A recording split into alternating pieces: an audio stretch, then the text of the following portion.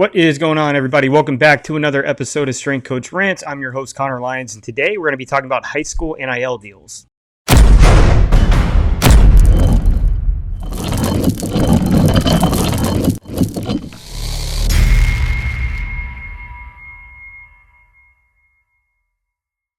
So a week ago today, the FHSAA submitted a proposal to allow high school athletes to be able to make money in NIL deals, so name, image, and likeness. This has either been flying under the radar or I just don't pay nearly enough attention because I work with high school kids, a lot of them, and I had no idea this was even a thing or a potential to have happen. There are 33 other states right now that currently allow NIL deals for high school kids, and I had no idea. It makes sense because, the whole purpose of not being able to be paid to do things while you're playing high school sports is so that you can be eligible to play NCAA sports. And like now that you can make money like off your name, image, and likeness in the NCAA, it's really hard to kind of say that you can't do it in high school as well, because the whole purpose is staying like away from it in high school so that you can play in college. So that's happening. Today we're going to talk about NIL deals, like what they are, how they came about, and then like what are the consequences of this? Again, like having high school kids be able to make an income off the sports. At the NCAA level, it makes sense because these kids are generating a ridiculous amount of money. I think the NCAA last year in 2023 grossed something like $1.6 billion and then netted like $530 million. So those kids absolutely deserve a piece of that pie. But high school sports, I don't know that they're generating all that income outside of like maybe like Texas high school football, so that's what we're going to talk about today. So to start things off, we're going to talk about the NIL, why it came about, like how it works and how it's going to be beneficial to these high school kids. So NIL means name, image, and likeness. If you're watching this video, probably you already know what that is, but maybe you don't know the history of it. It came about like as a result of a lawsuit that Ed O'Bannon, old NCAA basketball, NBA basketball Ed O'Bannon, that he brought against the NCAA. That it took a good while. Back in 2009, he was playing NCAA basketball. So if you're my age, you probably grew up playing these video games like NCAA football was just Madden with like NCAA uniforms and not as much talent, obviously. And you had NCAA basketball. I don't know that there was ever an NCAA baseball game, but there might have been. I just never played it. Well, anyways, Ed O'Bannon was playing this game, and he saw that they had legendary teams, right? So his 1995 UCLA basketball team won an NCAA tournament, and he won like most outstanding player of the tournament. He was like, oh, I'll play them. And all of a sudden on the screen is him, right? It's not his name because they didn't put names on these guys. It was just the number. And then it looked exactly like him. I remember playing NCAA football at one point, and the kicker from USF, I would always like try to make USF like a good team because we were always kind of middle of the pack.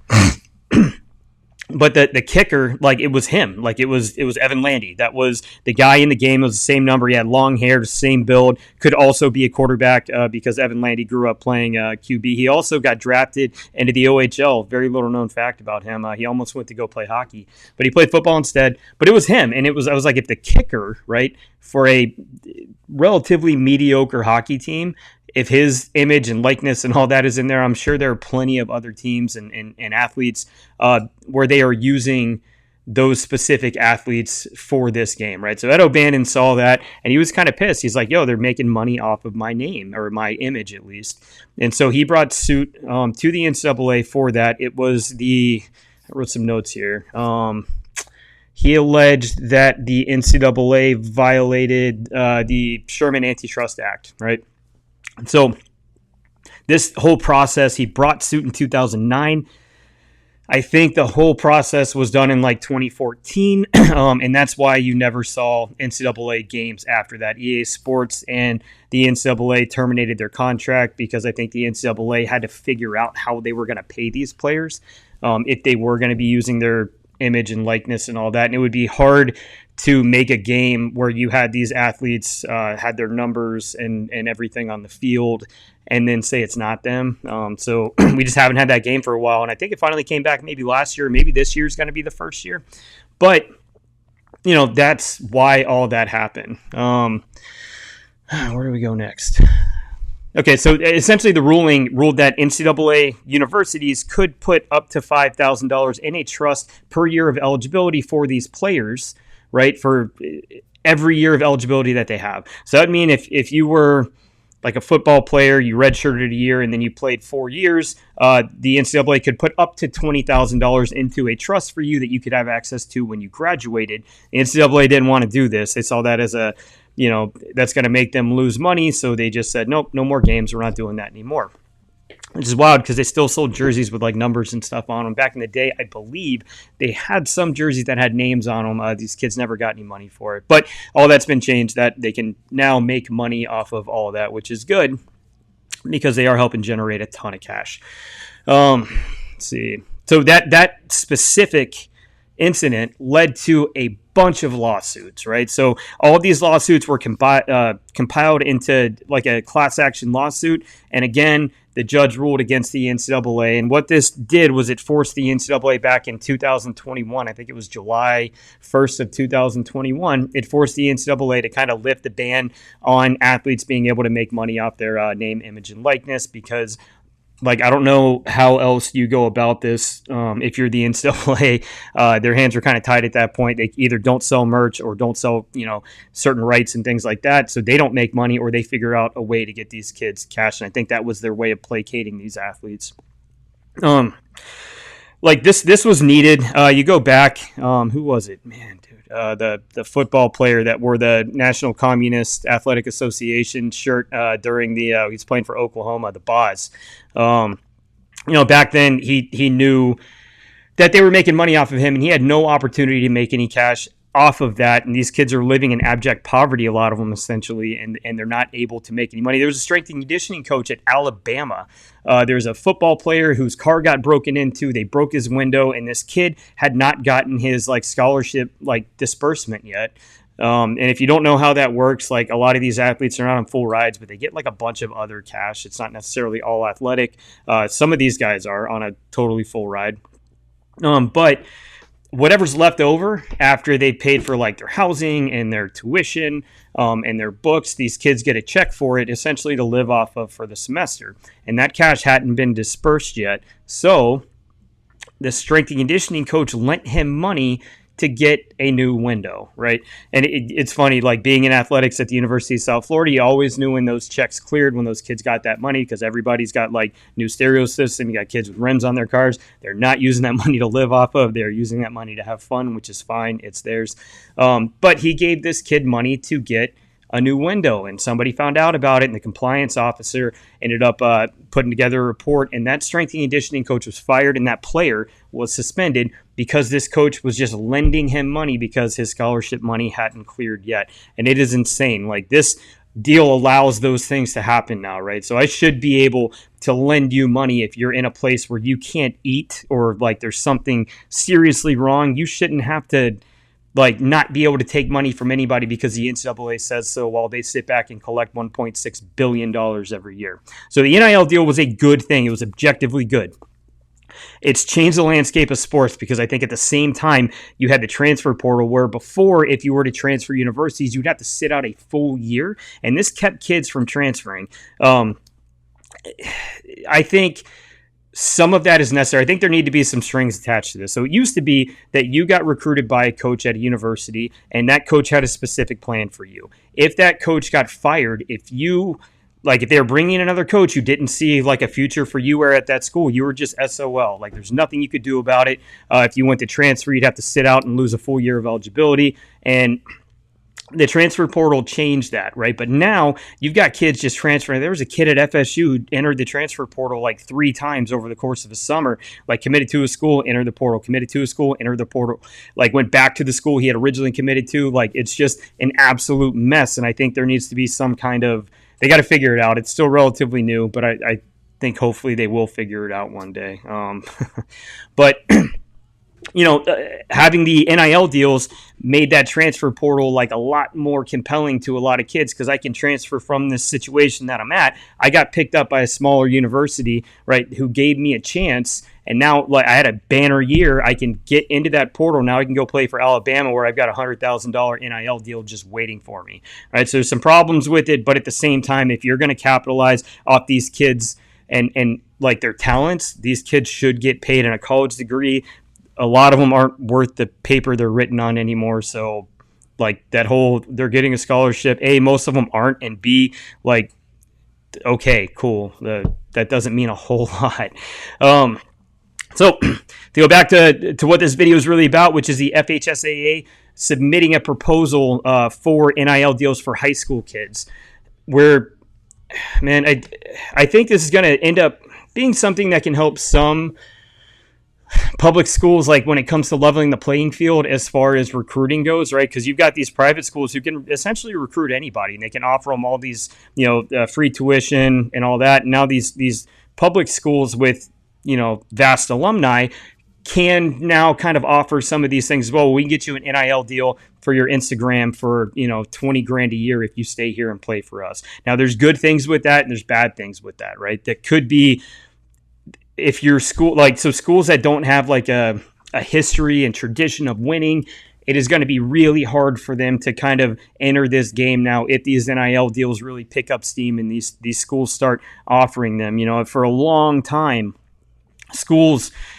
or mostly coaches, the schools have kind of allowed it to happen, have recruited kids and said, hey, there's an apartment here. You're going to use this address. This is where you quote unquote live. Now come play football for us. Right. And there's kids, I remember growing up, Armwood was right. It's like right in our backyard here. They were nationally ranked every year. It was like them and Plant were the two big schools in the area when it came to football.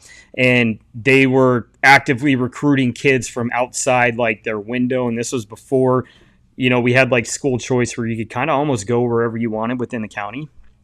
But they were doing those things, right? And now it's just going to be that on steroids. It's going to be like, now we have school choice. You can say, hey, here's an NIL deal. We'll give you, I don't know, probably wouldn't be 20 grand. It's probably going to be like $5,000. That's a ton of money to a lot of these kids. And it could be life-changing for some of them, right? The ones that are like living in poverty, you give them a little bit of cash, and maybe their mom doesn't have to work 3 jobs now, or maybe they're able to move into a place like, that's safer. So there could be some good coming out of this, but now that's going to be what happens, right? So if you don't have like a school with like a big alumni association who's willing to dump a bunch of money to watch the high school football team do good, this could be a bad thing. It could kind of prohibit you from ever really getting involved in sports. And I think that's where the issue lies.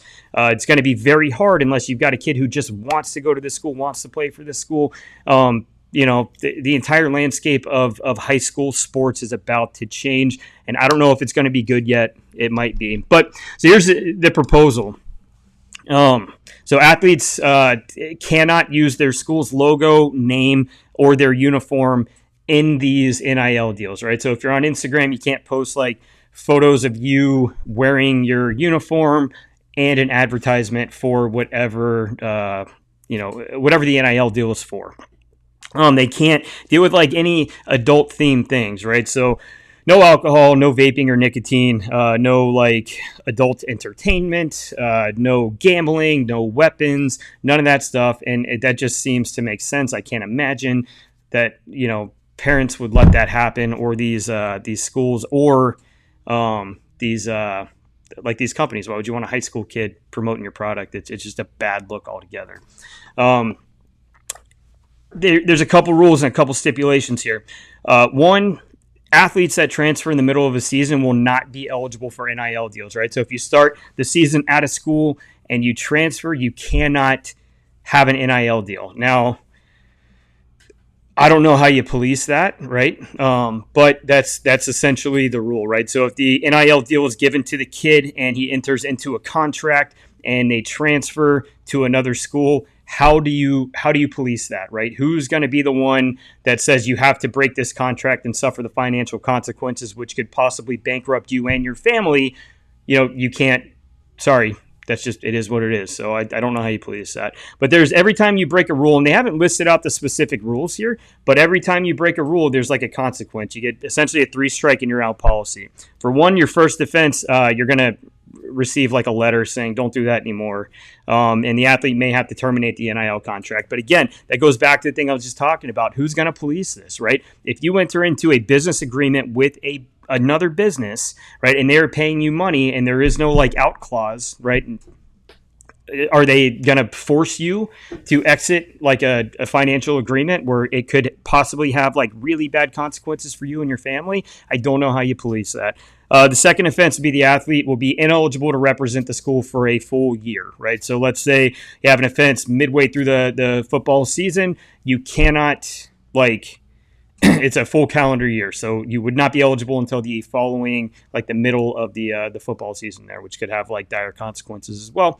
Third offense would be you're ineligible to compete in high school sports of any kind, right? So if you're a football player, you would be ineligible to play track and field or basketball or baseball, right? Or if you're a girl and you're playing volleyball, you would be ineligible to play basketball or tennis or whatever other sport. You are barred from high school athletics, which seems a bit harsh to me, but I guess, third time through, you probably should have learned your lesson before that. And what are some of the issues here? Who is going to be overseeing these, right? Parents? I don't know that that's the best thing, right? We've seen what happens in Hollywood with these, young child actors. Are we really going to put kids in this position where their parents can blow through all their money? Does that money go into a trust, right? Is it enough money to really put into a trust? Does that money go straight to the kid? Who knows, right? It's kind of going to be the wild, wild west for a little while until they figure all this stuff out. And I think the FHSAA is just trying to like get in early, right? So that they can placate a lot of the people who want these things done. There's a lot of business interest. There's a lot of like interest from families. Oddly enough, though, they had, I don't know where this survey was given, but they surveyed various, players and parents and coaches in the state. 19% of them wanted NIL deals in high school and 81% did not. So shocker, the FHSAA said, we're going to do this anyways. Wild to me. But most sports now are a business, even at the high school level. Somebody's making money somewhere. So, what are you going to do? What are the consequences here, right? We talked about some of them before, but you could end up with kids being taken total advantage of. You could end up where this really destroys the landscape of high school sports and it just becomes minor leagues for college, which at this point are really only minor leagues for like professional sports. Another thing here is if you're a hockey fan, you probably know what the CHL is. So in hockey, like after 18U, there's still 20U. You go play 2 more years. You can start when you're 16. So it's 16, 17, 18, 19, 20. There's 2 more years of club hockey or travel hockey. It would, if you were playing volleyball or basketball, it'd be like AAU or club, where you continue to go play in one of these leagues, or I guess it's 3 leagues technically. The Quebec Major Junior League, which is now the Maritimes or Quebec Maritimes Hockey League. The WHL, which is the the Western Hockey League. And then the OHL, which is the Ontario Hockey League. They pay their athletes, right? So this has already been going on in Canada for a long time. In youth sports, what used to be like the CIS, they allow athletes who have been paid to play sports in college, right? But the NCAA hasn't allowed that yet. So what's this going to mean for them? Like, it is really hard to say you as a high school athlete can make money and then go play in college. But if you go play in this Canadian Hockey League or one of these 3 leagues, you can't, right? USA Hockey is going to have a mess on their hands, because once you open those floodgates and kids can go from the CHL to the NCAA, the USHL is going to have to start kind of paying these kids. There's no other way around it. And it's kind of a domino effect, that the unseen and unintended consequences of allowing these things to happen will really change the landscape of hockey, like, period. It could actually have a detrimental impact on the U.S. developmental program, right? So maybe kids opt out of going to the U.S. national team development program and they go to the OHL instead, where they can get paid, right? So, not that America dominates in hockey, but at 18U and 20U, we do pretty damn good. And this could absolutely change that, because the odds of a Canadian team allowing you to go play for the U.S. for an 18U World Championships, I mean, it happens, but, it probably not all that often.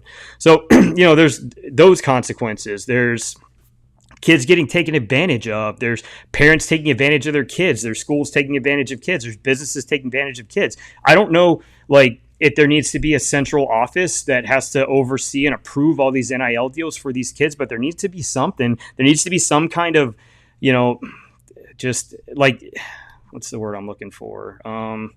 It should provide, God, I hate saying the government should provide anything, but they should provide some business type courses for these kids. Like, it just, they could end up getting hurt. You see what happens when people get money, and especially when these kids aren't in charge of their money and their parents are, it could end up being a mess. So I think the NIL deal in high school could be a pretty cool thing. But at the same time, I think they've got a lot of kinks to work through, and I would hesitate to like rush this through in an effort to be part of the club. I think they should really sit back and take their time with this and maybe look at how some of the other states are doing it. I haven't seen, like I said, this is brand new to me. I am super surprised that I had no idea this was going on until yesterday.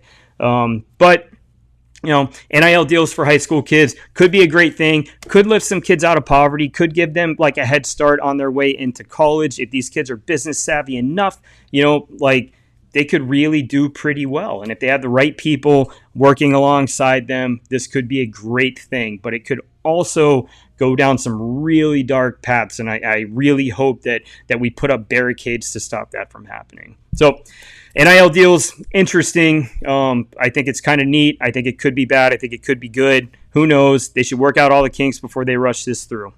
That's my piece. Thanks for tuning in this week. We'll see you next time. Hope everybody has a good rest of your week.